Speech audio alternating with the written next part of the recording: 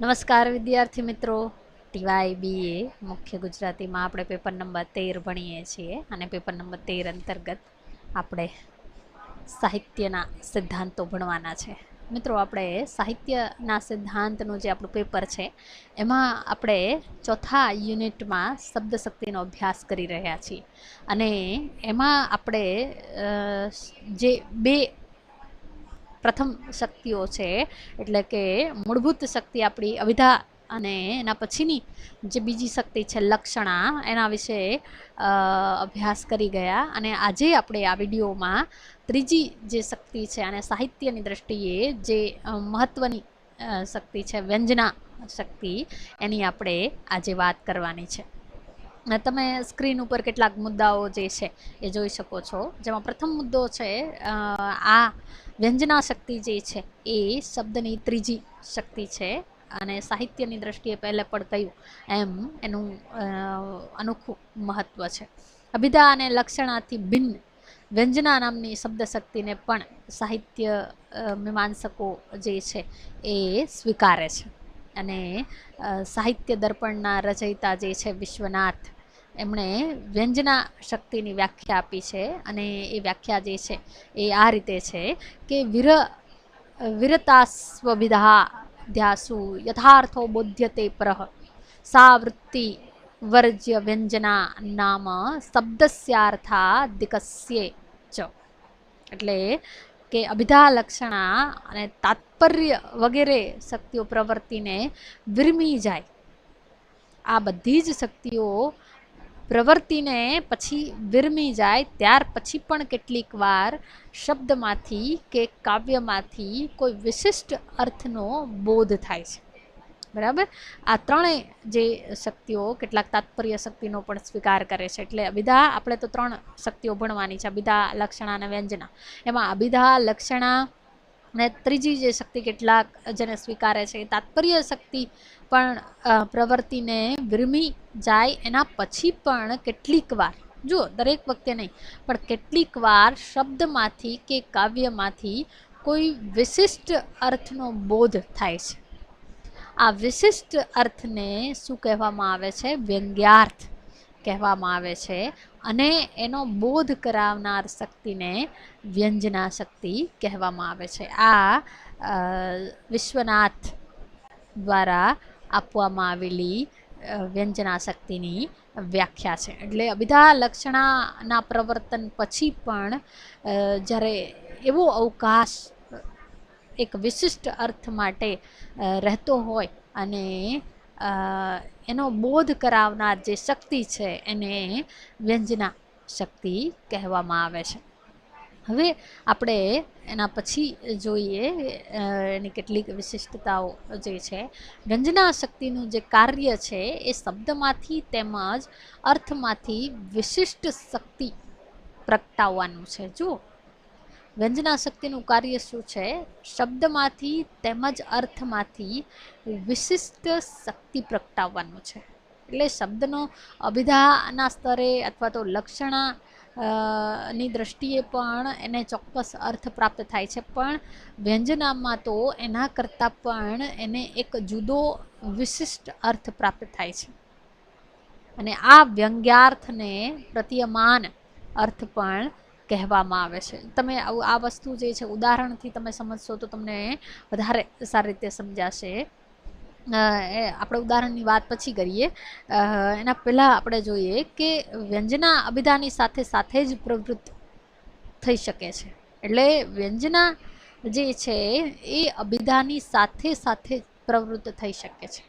એટલે ત્યાં અભિધા પણ હોય અને એના સાથે અથવા તો એની સાથે વ્યંજનાનું પણ અસ્તિત્વ હોય.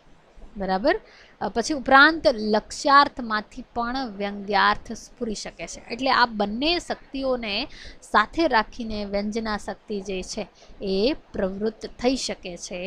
એ એક એની એક મહત્ત્વની લાક્ષણિકતા છે. આમ વ્યંગ્યાર્થ એ વાચ્યાર્થથી ભિન્ન છે. જુઓ, જે વાચ્યાર્થ જે છે, જે મૂળભૂત અર્થ છે, જેને આપણે અભિધા શક્તિ અથવા તો જે અભિધા શક્તિ દ્વારા પ્રવૃત્ત થાય છે એના કરતાં વ્યંગ્યાર્થ જે છે એ જુદો છે. વ્યંગ્યાર્થને પ્રકાશિત કરવામાં શબ્દની સાથે અર્થનું પણ સહકારીપણું જે છે એ સ્વીકારવામાં આવેલું છે. એટલે આમ જુઓ તો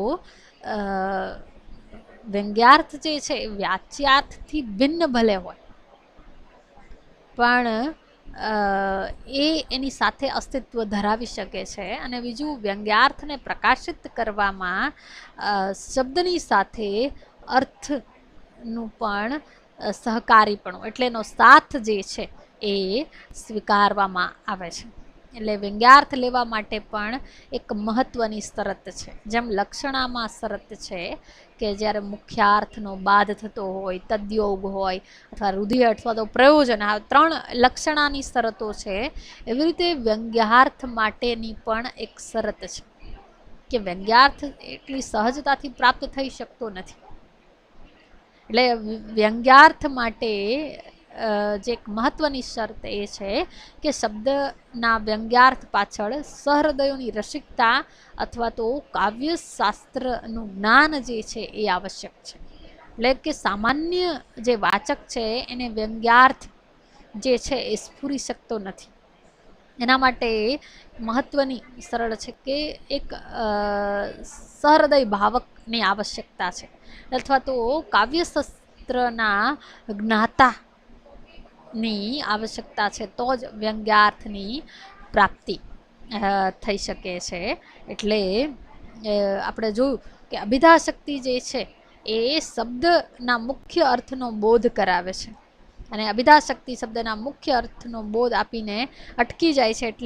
એટલે અંશે એ સ્વતંત્ર શબ્દ શક્તિ છે. સંકેતને કારણે અભિધા જે છે શબ્દનો સાક્ષાત અર્થ આપી શકે છે. તો એના પછી લક્ષણામાં શું હતું કે લક્ષણા સ્વતંત્ર શબ્દ શક્તિ નથી, અભિધા એ સ્વતંત્ર શબ્દ શક્તિ છે, જ્યારે લક્ષણા એ અભિધા પર આધાર રાખનારી છે. એટલે સ્વતંત્ર શબ્દ શક્તિ નથી. અભિધા પ્રવૃત્ત થઈ ચૂક્યા પછી મુખ્યાર્થનો બાદ થાય ત્યારે જ લક્ષણા જે છે એ પ્રવૃત્ત થાય છે. એટલે આમ જો તો લક્ષણા જે છે એ અભિધા પર નિર્ભર છે. વ્યંજના જે છે એ શું છે, અભિધાની સાથે સાથે પ્રવૃત્ત થઈ શકે છે. તે ઉપરાંત લક્ષ્યાર્થમાંથી પણ વ્યંગ્યાર્થ જે છે એ સ્ફુરી શકે છે. આમ વ્યંગ્યાર્થ અને એ વાચ્યાર્થ અને લક્ષ્યાર્થથી ભિન્ન છે. એટલે શું છે, આ વ્યંગ્યાર્થ જે છે એ વાચ્યાર્થ અને લક્ષ્યાર્થ કરતાં જુદો છે. વ્યંગ્યાર્થને પ્રકાશિત કરવામાં શબ્દની સાથે આપણે જોયું એમ અર્થનું પણ સહકારીપણું સ્વીકારેલું છે, માનેલું છે. આમ છતાં વ્યંગ્યાર્થ સ્ફુરે છે તો શબ્દને આધારે જ. જુઓ, એટલે વ્યંગ્યાર્થ સ્ફુરે છે કોના આધારે? શબ્દને આધારે. એટલે એમાં અભિધાનો સ્વીકાર છે. વળી ગમે તે શબ્દમાંથી ગમે તે વ્યંગ્યાર્થ સ્ફુરી શકતો નથી. એટલે શબ્દના વ્યંગ્યાર્થની પાછળ સહૃદયની જે રસિકતા છે, એનું જે કાવ્યશાસ્ત્રનું જ્ઞાન જે છે એ અહીં આવશ્યક છે. એટલે વાચ્યાર્થ જે છે એ સૌ કોઈને સમજાય છે, જ્યારે વ્યંગ્યાર્થ એ સૌ કોઈને સમજાતો નથી. એના માટે સહૃદય ભાવકની અપેક્ષા જે છે એ રહે છે. એટલે આ રીતે વ્યંગ્યાર્થ પ્રાપ્ત થવામાં આ એક મહત્વની આવશ્યકતા જે છે એ છે. અને એ આવશ્યકતા છે એ સહૃદય ભાવકની આવશ્યકતા છે. હવે આપણે વ્યંજનાના પ્રકારો જોઈએ તો વ્યંજના શક્તિના મુખ્ય 2 પ્રકારો છે. જેમાં પ્રથમ પ્રકાર જે છે શાબ્દી વ્યંજના અને બીજો પ્રકાર જે છે એ આર્થી વ્યંજના છે. તો પહેલાં આપણે શાબ્દી વ્યંજના જોઈએ, જેમાં વ્યંગ્યાર્થ શબ્દ દ્વારા સ્ફૂરતો હોય એને આમ જો તો શાબ્દી વ્યંજના કહે છે. એકદમ સરળ વ્યાખ્યા છે કે જે વ્યંજના માત્ર શબ્દ પર આધારિત હોય, એટલે કે શબ્દમાંથી જ્યારે વ્યંગ્યાર્થનો બોધ થાય ત્યારે તેને શાબ્દી વ્યંજના કહેવામાં આવે છે. અને શબ્દ જે છે વ્યંજક બને છે માટે એ શાબ્દી વ્યંજના છે. બરાબર, તમે આ પરિભાષા જ સ્પષ્ટ કરશો તો એનો અર્થ જે છે તમને સરળતાથી સમજાઈ જશે. કેમાં શબ્દ વ્યંજક છે એટલા માટે એ શાબ્દી વ્યંજના છે. હવે જેમ લક્ષણાના બે પ્રકારો હતા કે શુદ્ધા લક્ષણા અને ગૌણી લક્ષણા, અને પછી શુદ્ધાના 4 પ્રકારો અને ગૌણીના 2 પ્રકારો, એવી રીતે અહીં વ્યંજનાના 2 પ્રકારો છે, શાબ્દી વ્યંજના અને આર્થી વ્યંજના. એવી અને એ 2 પ્રકારોના પણ પેટા પ્રકારો છે. શાબ્દી વ્યંજનાના પ્રકારો જોઈએ આપણે, એના 2 પ્રકારો છે, જેમાં અભિધામૂલ શાબ્દી વ્યંજના અને લક્ષણા મૂલ શાબ્દી વ્યંજના, અથવા તો અભિધામૂલ વ્યંજના અને લક્ષણા મૂલ વ્યંજના. એમાં આપણે પહેલો જે પ્રકાર છે પેટા પ્રકાર અભિધામૂલ વ્યંજના જોઈએ. અભિધામૂલ શાબ્દી વ્યંજનાની મોમટે વ્યાખ્યા આપી છે, અને એ વ્યાખ્યા જે છે એ આ પ્રમાણે છે કે અનેકાર્થસ્ય શબ્દસ્ય વાચકત્વે નિયંત્રિતે સંયોગાધૈર્વાચ્યાર્થધિકૃત દવ્યાકૃતિ વ્યંજનમ.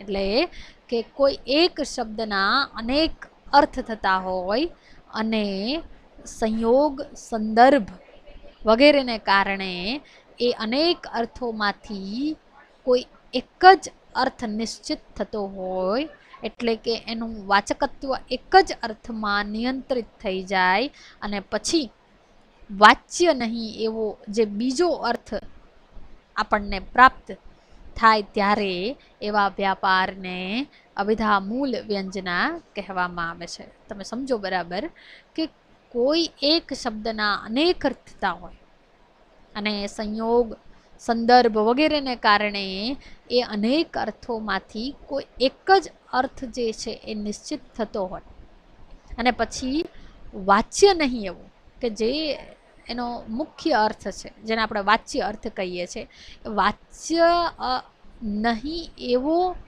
જે બીજો અર્થ આપણને પ્રાપ્ત થાય. એ તો આપણે વાચ્ય અર્થ તો આપણે પ્રાપ્ત થાય, પણ એની સાથે એ વાચ્ય અર્થ આપણે તે કામ ન આપે અને એમાંથી કોઈ બીજો અર્થ સ્ફુરી રહે અથવા તો પ્રાપ્ત થાય, ત્યારે તેવા વ્યાપારને અભિધામૂલ શાબ્દી વ્યંજના કહેવામાં આવે છે.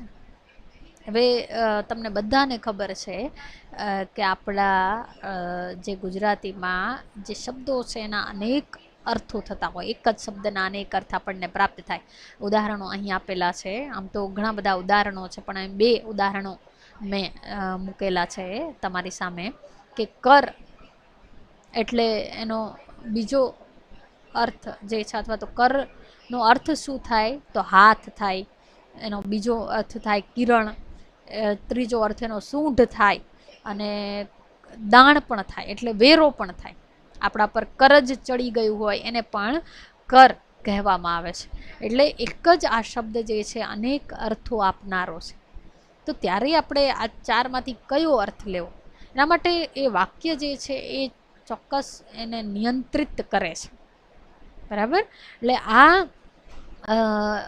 એક અર્થ જે છે એ નિશ્ચિત થતો હોય અને પછી વાચ્ય નહીં, એટલે આ 4 કરતાં પણ એક જુદો અર્થ આપણને પ્રાપ્ત થાય, ત્યારે એને અભિધામૂલ શાબ્દી વ્યંજના કહેવામાં આવે છે. તો અનુરાગ જે શબ્દ છે એના પણ અર્થો છે, જેમ કે રતાશ, પ્રેમ વગેરે. અને આના સિવાય પણ આપણે કોઈ ત્રીજો અર્થ પ્રાપ્ત થાય ત્યારે એને શાબ્દી વ્યંજના કહેવામાં આવે. હવે ઉપરના ઉદાહરણમાં અનેકાર્થ શબ્દોના વાચકત્વને એક અર્થમાં નિયંત્રિત કરનારા ઘણા તત્વો છે. આ રીતે વાચકત્વ નિયંત્રિત થયા પછી બીજો અર્થ આપણને પ્રાપ્ત થાય છે, સ્ફુરે છે, ત્યારે તે વાચ્યાર્થ નહીં કહેવાતા વ્યંગ્યાર્થ એને કહેવામાં આવશે. એટલે આ શાબ્દી વ્યંજનાનું ઉદાહરણ છે. હવે આપણે લક્ષણામૂલ શાબ્દી વ્યંજના જોઈએ. તો લક્ષણામૂલ જે શાબ્દી વ્યંજના છે એમાં વાચ્યાર્થ કે મુખ્યાર્થનો બોધ થતાં આપણે લક્ષ્યાર્થ લઈએ છીએ, ત્યારે તે સ્વીકારવા માટે કોઈક તો પ્રયોજન હોય છે. જો જ્યારે આપણે વાચ્યાર્થને છોડી એટલે વાચ્યનો બાદ થતો હોય એને છોડી આપણે લક્ષ્યાર્થ લઈએ છીએ અને એ લક્ષ્યાર્થને સ્વીકારવા પાછળ પણ કોઈ એક પ્રયોજન હોય છે. આ લક્ષણાનો સપ્રયોજન પ્રયોગ કહેવાય છે અને આ પ્રયોજન બોધ જે છે એ વ્યંજના શક્તિ દ્વારા થતો હોય તેને લક્ષણા મૂલ શાબ્દી વ્યંજના કહેવામાં આવે છે. ઉદાહરણ અહીં મૂકેલું છે કે ગંગામાં ઝૂંપડું, એ પ્રયોગ કયો છે? અભિધા પ્રયોગ છે કે ગંગાના પ્રવાહમાં ઝૂંપડું. જો આપણે એનો અભિધાની દ્રષ્ટિએ જો આપણે એનો અર્થ કરવા જઈએ તો ગંગાના પ્રવાહ પર થાય, પણ આપણે ત્યારે શું લઈએ છીએ? લક્ષ્યાર્થ લઈએ છીએ. તો શું થાય એનો અર્થ? ગંગા તટે ઝૂંપડું. હવે આ વાક્યનો ફલિત વ્યંગ્યાર્થ જો આપણને એ સમગ્ર કાવ્ય અથવા તો કૃતિમાંથી પ્રાપ્ત થતો હોય કે આના સિવાય પણ જો હજી એમાં એવી શક્યતા છે તો ત્યારે એ વ્યંગ્યાર્થ કયો છે કે શીતળતા, પાવનતા, ધાર્મિકતા વગેરે એના વ્યંગ્યાર્થો છે. એટલે એવો અવકાશ હજુ એ કાવ્યમાં છે, કૃતિમાં છે કે વિધા પણ પ્રવૃત્તિ ચૂકી, લક્ષણા પણ પ્રવૃત્તિ ચૂકી, પણ હજી એમાં ત્રીજા અર્થને અવકાશ છે અને એ અર્થ છે આ શીતળતા, પાવનતા, ધાર્મિકતા. એ છે એ જે આપણને પ્રાપ્ત થાય છે એ વ્યંગ્યાર્થ અથવા તો વ્યંજના શક્તિને કારણે પ્રાપ્ત થાય છે. બરાબર? એટલે સમજાયું. આ એ ડિક્શનરીમાં કોઈ તમને એના આવા અર્થો નહીં મળે. એ આપણને પ્રાપ્ત થાય છે એ સમગ્ર કૃતિના સંદર્ભ દ્વારા. બરાબર? એટલે એના માટે એ સંદર્ભ પાત્રની જે કેટલીક ક્રિયાઓ હોય છે એ પણ એ અર્થ આપવામાં જવાબદાર હોય છે. હવે લક્ષણામૂલ શાબ્દી વ્યંજનામાં વાચ્યાર્થ અભિપ્રેત નથી હોતો, તેથી આ વ્યંજના જે છે અવિવક્ષિત વાચ્ય ધ્વનિ તરીકે પણ ઓળખાય છે. આચાર્ય આનંદ શંકર આચાર્ય જે ધ્વનિના આપણા મીમાંસક છે એમને ધ્વનિના પ્રકારો બતાવ્યા છે અને એના આધારે આ વ્યંજના જે છે એ અવિવક્ષિત વાચ્ય ધ્વનિ તરીકે પણ એને ઓળખવામાં આવે છે.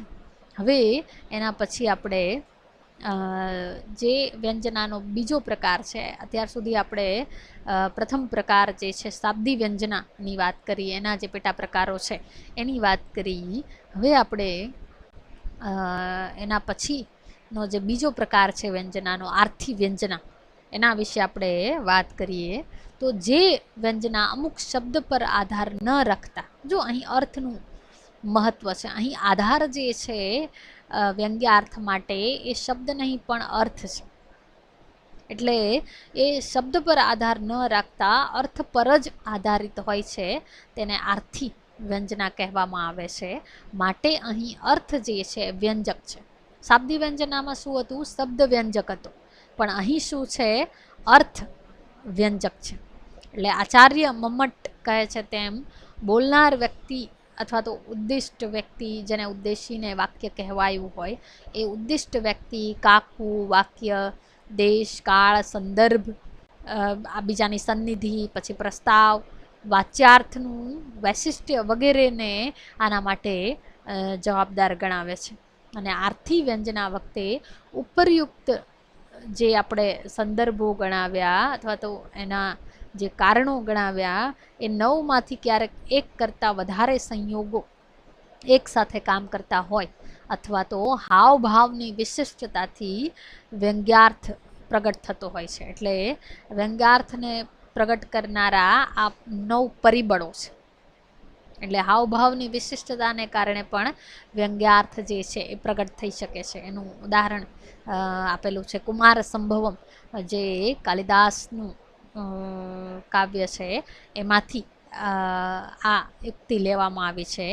એ યુક્તિ તમારી સામે મૂકેલી છે કે લીલા કમલપત્રાણી ગણયામાસ પાર્વતી. એટલે કે જે સંદર્ભે આ ઉક્તિ બોલવામાં આવી છે એ સંદર્ભ કયો છે, તો એ સંદર્ભ છે તે નારદ જે છે, નારદ મુનિ એ ભગવાન શંકરના લગ્ન માટે પાર્વતીના પિતા હિમાલય સમક્ષ પ્રસ્તાવ મૂકે છે ત્યારનો છે. અહીં પાર્વતી હાજર છે. અહીં પિતા પાસે ઊભેલી જે પાર્વતીની ચેષ્ટા છે એ ચેષ્ટા કઈ છે, તો કમલ પત્રોને ગણવાની, કે લીલા કમલ પત્રાણી ગણયામાસ પાર્વતી. એ સમયે પાર્વતી જે છે કમળના પત્રને ગણી રહી છે, અથવા તો કેટલીક વાર દુપટ્ટો આમ વીંટીવાની ક્રિયા અથવા ચેષ્ટા જે છે સૂચવાય છે. નખ કોતરવાની જે કેટલીક વાર ક્રિયાઓ જે છે એ સૂચવાય છે. અને આ ક્રિયામાંથી વ્યંગ્યાર્થ જે છે એ પ્રગટે છે. અને એ વ્યંગ્યાર્થ શું છે, એ ભાવ શું છે, લજ્જાનો ભાવ છે. એમાં એની સંમતિ જે છે એ પ્રગટ થાય છે, એનો રાજીપો જે છે એ પ્રગટ થાય છે. એટલે આ રીતે કેટલીક વાર ચેષ્ટામાંથી પણ વ્યંગ્યાર્થ જે છે એ સ્ફુરે છે. એટલે આ જે ભાવ છે એ અસમંજસતા અથવા તો લજ્જાનો છે, અને એમાંથી વ્યંગ્યાર્થ પ્રગટે છે. હવે અહીં એક સ્પષ્ટતાની જરૂર છે કે વ્યંજના માત્ર શબ્દને કારણે હોય છે. આર્થી વ્યંજનામાં અર્થ જે છે વ્યંજક હોય છે એ વાત આપણે કરી, પરંતુ અર્થ શબ્દના પ્રમાણથી જ સમજી શકાય.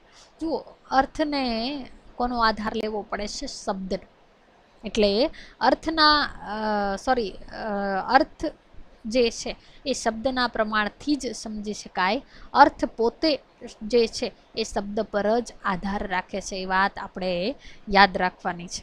એટલે આમ આર્થી વ્યંજનામાં શબ્દની સહકારિતા હોય છે, એનો સાથ જે છે એ આવશ્યક છે. તેવી જ રીતે શાબ્દી વ્યંજના શબ્દ પર આધારિત હોવા છતાં એ શબ્દ સૂચિત તો અર્થને જ કરે છે. અર્થાત શાબ્દી વ્યંજનામાં અર્થ કરતાં શબ્દનું મહત્વ વધારે છે, પણ બંનેનો સંયોગ જે છે એ બંને પ્રકારોમાં આવશ્યક છે, અને એ જરૂર છે. બંને એકબીજાના સાથ વગર જે છે અધૂરા છે, એ વાત આપણે જે છે એ સ્વીકારવી રહી. અહીં આપણે વ્યંજના શક્તિની વાત પૂરી કરીએ છીએ. અસ્તુ.